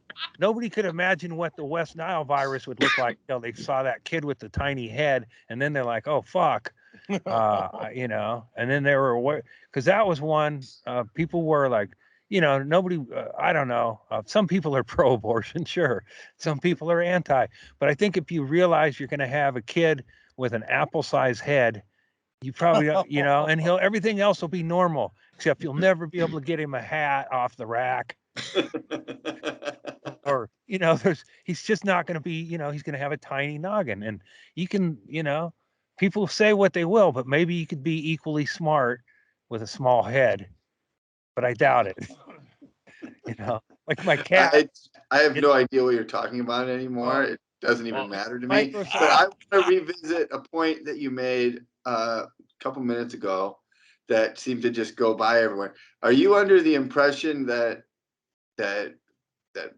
families are aborting fetuses that are dwarves? No, well, hell, if you have an I mean, it's up to you, right? Got the Zika virus, they might. Yes or no answer. Not in Florida, but I'm just saying, if you like, you know, you got a chance to decide, hey, I could be a good parent, and I got a good situation here to raise a kid. Let's get a look at it and see what we got there. Well, that's, you know, that's a little askew. Is that, you know, or whatever? You got to go, well, you know, maybe having a kid with a tiny, but I'm just. But having a kid with a Zika I'm virus, I'm saying, okay, but 15 years ago, a dwarf is not a Zika well, virus. right, and people know that one because it's not like normal, or not. I mean, not normal. People who are average height. Hey, did you just say reggie? They're called little people. They're not called dwarves. Okay, but you don't just have they are called dwarves. like normal. Everybody in the family's regular, and then all of a sudden you get a dwarf. You get some indication that's coming down the pike. Down syndrome might surprise you, but if you're 50 and your eggs are dry, or you know, you might have a chance. Eggs are dry? Is that what you said? Well, that way, you think dwarfism comes from being the ninth baby?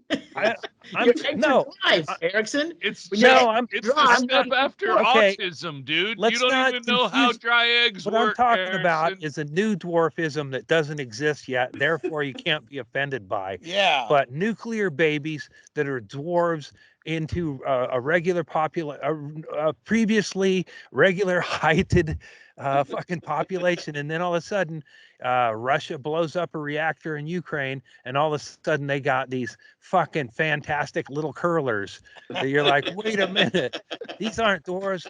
They look like dwarves, but there's something different about them, or you know, there's something different. But it's like Russia fucking made Ukraine stronger as far as curling, as far as some of those events that they do in the Paralympics, where, you know, having a limb missing helps, or two. I don't know if it helps, but it lets you enter, right? Yeah. Yep.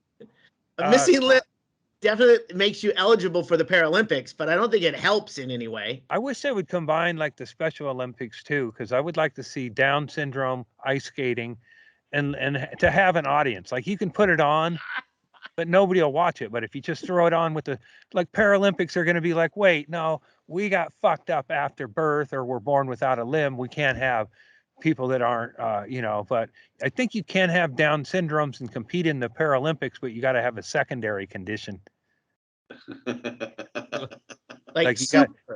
gotta have been too close to a lawnmower. Your intellectual curiosity as a Down's baby, Down's child, put you in close proximity to Dad's lawnmower, and now you're an excellent second chair curler because you can do the paddle, but you can't do the brake. Yeah. Poor person. Curling. Oh, now I want to watch this Paralympics so bad. Oh man, best commercial ever. Special Olympics ice skating. I would watch that. Oh man, I would watch that. I didn't know if that's big, they should televise it. I would watch that. And it would be, you know, I'd be good at commentary on that, because but you know, last time they tried it, I did actually Dude, announce. That has a there bump was, fights feel, man. I'm picturing I watching don't- it, but I don't know. I I did feel creepy about that. the I don't one think year so. I did announcing for my daughter's I'd be Christmas. happy and proud of them.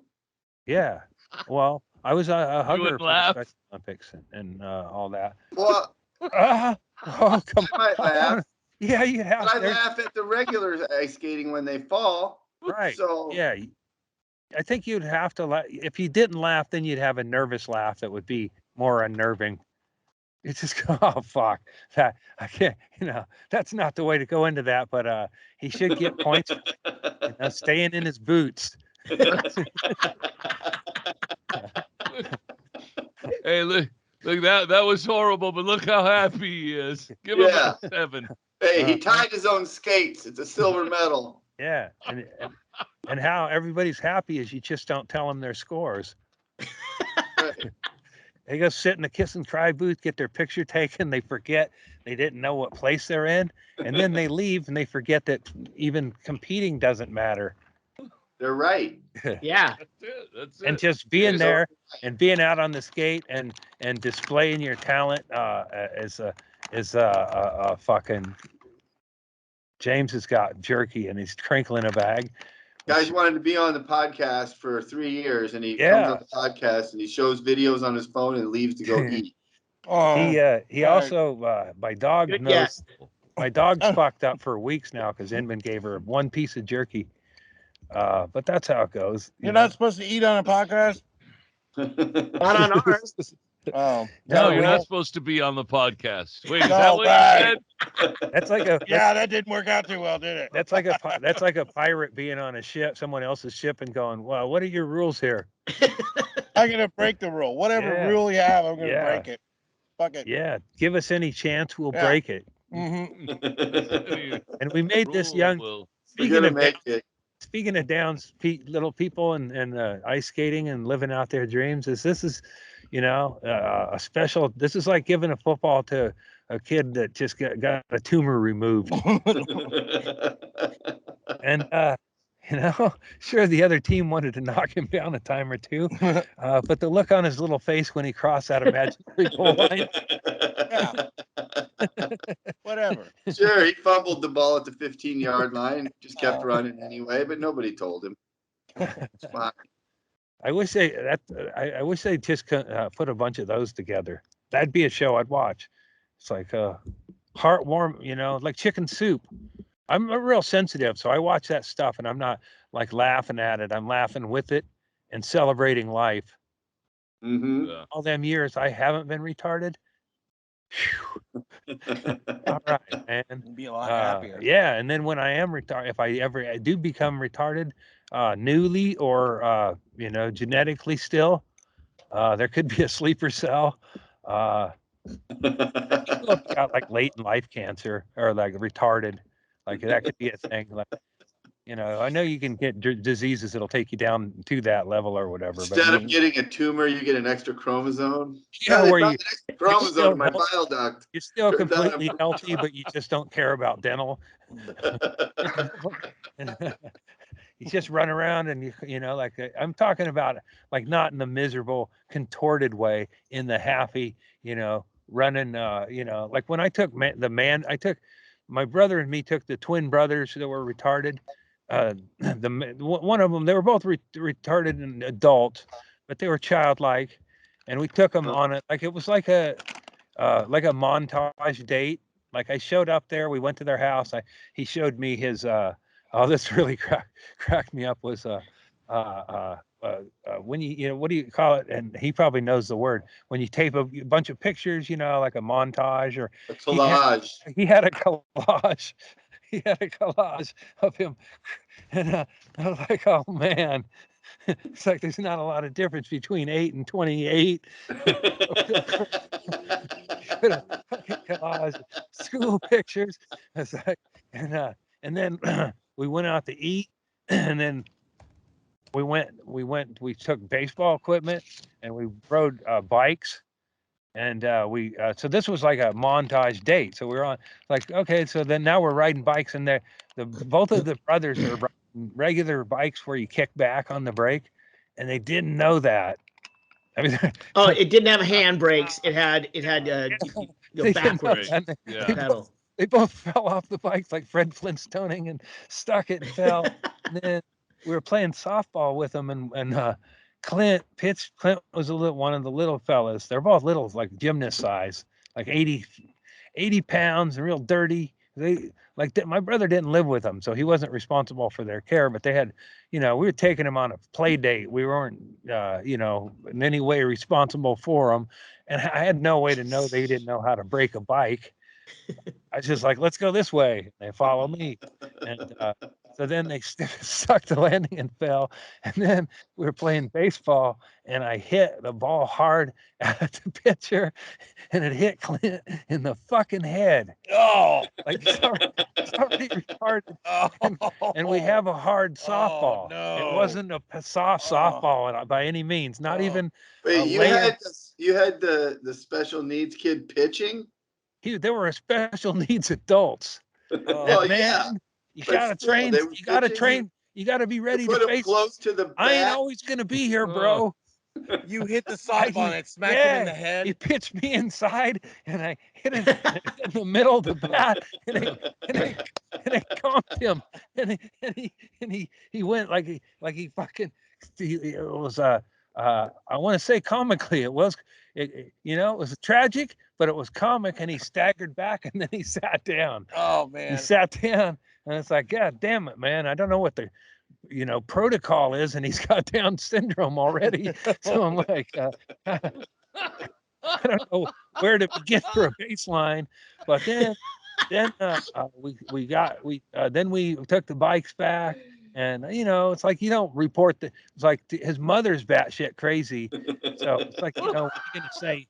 His mother had built. Here's something cool about the house: is his mother had built a way for hobbled chihuahuas to get up on furniture and eat M&Ms. What the fuck? It was like what the fuck is? I I saw it. It was like like if you could have gone into some of the houses in Deliverance. But they had a pocket chihuahua thing, a maze, and then the chihuahuas were getting up there and eating a bowl of Halloween candy, which I was glad to see because the boys had rotten teeth. So I didn't report the head injury to the mother, and then it was we wrapped up the day by taking them to see Spider-Man. One of them, I don't remember, but a Spider-Man, and it was a PG-13 or whatever. But anyway, we were like, I didn't want to. I said 2 adults, and but we were all adults. But I was paying, and I said 2 adults, and then them guys, and they look like little old men. They don't look like little, like little retarded fellas. They look like coal miners, rotten out teeth and shit. 2 adults and 2 retards. Yeah, that's what I was kind of thinking, and then I paid it was 4 adults, and I was like, man, I was like, you got to just, I didn't want to argue with the ticket taker at the movies, but intellectually, these guys are only going to get about 10% of this movie. Yeah. They're here. Yeah, they still need a guardian. So listen, we're just trying to get them out. One of them I can't make your money back up on popcorn. So have we heard stories about this, guys, before? Is it? I mean, Man Baby. Yeah, Man Baby was. Yes. Okay. Before. Yes. Yeah. But here, did I turn that off? James is helping me with equipment here. But yeah, that was a fun time, and I gave them each a Man Show T-shirt. Only 2 I had left that were official Man Show shirts, and they wore them. That I didn't get enough pictures of that day. I didn't realize how special it was to have 2 adults that didn't know how to brake a bike. It's like you just kind of fun. They were fun to hang out with, that's for sure. But it was the last time we ever hung out as a group. Yeah, you always remember those. Those are those are the special times. Special times. Special times. And special friends. I told you how I used to ride along with that crew. My brother had a crew of would ride around and get documents from places, and I got to be retarded for a day. So I can actually use the word So you know, don't come up to me and go, "Hey, my uncle is a retard," and you motherfucker, you can't use that word. I was like, I walked askew for a day, so my brother wouldn't get fired. You have your R card. Walk all right. You don't all walk in like Rain Man. You know, so it's not only stolen valor, but it's stolen Down syndrome too. I kind of did steal from and Rain will Man. Appropriate any culture. I was more of an awkward than I would just kind of stand aside and go baskets or something, you know. I didn't want him to think I was the brains of the operation. You know, I'm not the guy writing checks here. God damn it. I wish I could have kept that job as a regular. Mm-hmm. You know, it's like some people take their work home. That wasn't a job you took home. Like I'm not. Yeah, you left it at the punch out clock, right? You're basically just responsible for other people dumping stuff.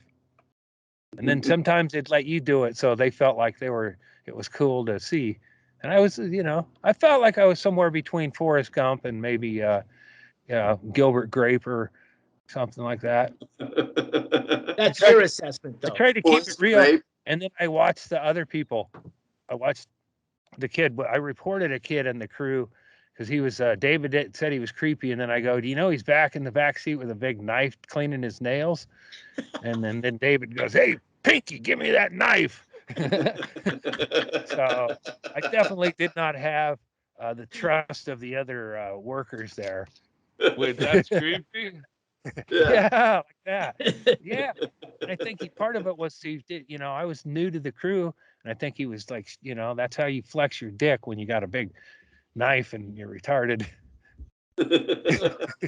Yeah, you demand attention. My response would have been to bite the cap off of a bottle of beer if I had it. Let him know I'm down with it and I ain't afraid. Oh fuck! All right. Yeah, I think we can. Man, we really need Todd this week. I know. Cut it all up. He's long gone. He's got a real job. I like James. I'm not ashamed to say it. I like James, and I like James too. Sometimes little James goes along. That's why this pandemic has brought us back together. We've both been socially isolated, and we're like a couple of homeschoolers. This is how we react to people now. It's going to take us. Hey, I know you guys have been out in society, but it's going to take me and James a little while. So if you see us and we have a mask on, or maybe we don't, give us some time. and buy my stickers, or help fight my boredom while I fight cancer. Technically, or my body fights it. I help my body fight cancer by injecting, and when I'm not injecting, I can stick a few stickers in an envelope. Yeah, we mailed some out today. Cancer doesn't get a dime of it. Well, that's good. Yeah, and also send Andy some money on Venmo. It's Andy-Andrist on Venmo, and then he'll use that money to go buy some weed with a military discount, rightfully earned. Yeah. I'll be at your. A lot of servicemen can't get to the store, so I go and I take a knee for their honor. It's beautiful. It's beautiful. Chad, are you going to be twitching this week? We can check you out on. I try to once a week at least. Right on. Yeah. What are you playing? What game are you playing? I just got South Park. Right now is the most recent one. I've got. I want to join. I'll join. I got you on there, and I got it on my pad, so I'll jump in. I've been wanting to do that. I play Halo and Borderlands 3. Those are both hard for me, for sure. I suck at video games. I'm not a gamer, but I do have fun in the chat. Like we chat with people. It's basically a chat room. More of a chatter. A lot of times people just completely ignore me and chat amongst themselves. I feel like I'm just a I'm like a background distraction. You're facilitating like the camaraderie without having to actually participate. It's like That's the great. Greyhound bus station doesn't. People that hang out in there. The Greyhound bus station isn't there for people to argue, but it just happens. You'll get used to it, Chad. Don't worry. And that's it. Shaylee's on the road with Doug Stanhope. I'm down here in Austin. My light's burning out. I'm done. I ran my battery out. That means the end of the show for sure. That's why I always check me out. I'll be at South by Southwest. I'm doing some shows in Austin. If you're in the area, look me up. Yes. And that's our friend James Inman. James, where can we find you on social media when you're not current coring? Well, just James Inman on Twitter, and I'm on Facebook, but I'm working with Lipsky in the first part of April in Kansas City. Where's that? KC. We're working the Comedy Club, that one that's owned by Dustin Kaufman, and Does it have a name? Yeah, it's called the Comedy Club. Yeah. Oh. Yeah, right. and but it's our. Do they know you're playing there? Yes, Shaylee, I do stand-up comedy. So yeah, me and Lipsky will do something in the second week of April. Right on. That sounds like fun. Grab some tickets. Go see the Unbookables reunion in Kansas City. Go watch the Unbookables on Amazon or Google Play or YouTube, or it's on. How many watches does it have to get before we start getting some money from it? Actually, I talked to Jeff. He hasn't got a goddamn dime from that movie. Jeff's dead. Wow. Jeff told me that when he was alive, and Mary told me.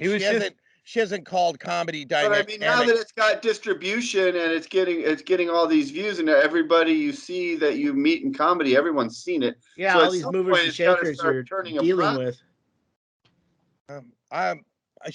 Whatever money she's gonna get, she's gonna share it with all the comics.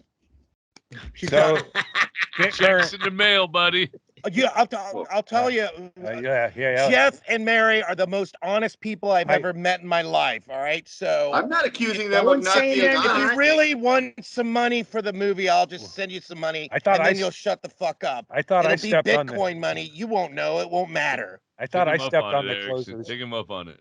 I'll take $1,000. All right, and then you'll shut the fuck up. Yeah. Yes, I will. Thank you. All right. I will too. Yes. No. If that check comes through, I wish I could. Absolutely. Chad will step in and play Wilkerson in the upcoming production. All right. The fucking I moved this bench to avoid the sun. And I know this whole thing is not. This whole thing is not working. Why don't you move back? We'll regroup. Put the sun behind you. You need to put the sun in front of you, and then it won't matter. Oh, it's like there's a persistent problem that keeps ruining your end of the podcast. That's great. That's great. You gone over this? It's fixed. It's gone. That's better. That is perfect. All right. Thanks, you guys, for being out there. We love you guys. We do this shit every week. Tell a friend. Like and subscribe. Join our Patreon. Wait. We love you. We'll see you next week. Thanks, James Inman. We love you too. See you. Bye. Greg's got something to say. There is a Comedy Store show coming up with Doug Stanhope. Oh, yeah. 13th and the 14th. And then on the 15th and 16th in Los Angeles. DougStanhope.com for tour dates. Whoa. And that's where you can see Doug do comedy. Get on the mailing list. James has known Doug longer than any of us. He should be able to get on that show at the Comedy Store just by calling Doug Stanhope and saying, hey, I'll be in town.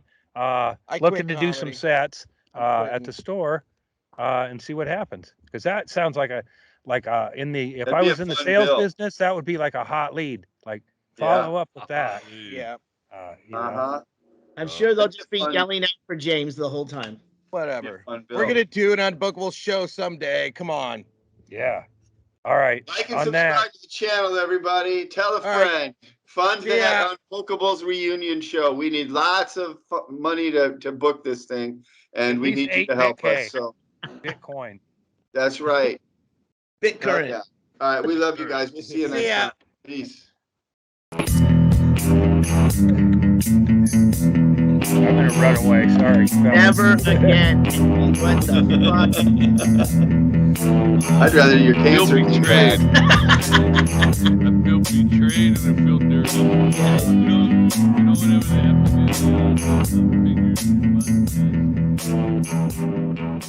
is.